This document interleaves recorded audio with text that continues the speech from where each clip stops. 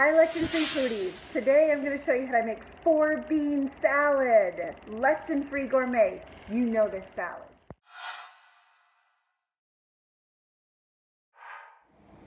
Start by dumping in all your beans into the pressure cooker. We're going to delectinize the beans. We've dumped in kidney beans, black beans, and now garbanzo beans. And we're going to add green beans. With our 3 cans of beans, juice and all, and the green beans, we're just going to let our pressure cooker do the work.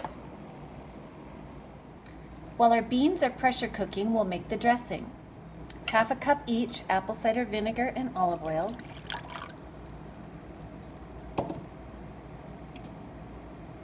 Quarter cup of monk fruit sweetener.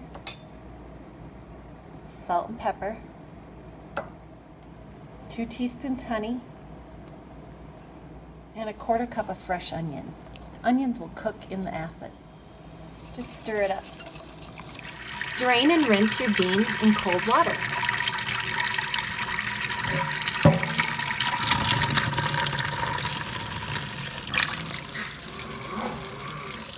Pour your beans in a bowl and douse them in your dressing.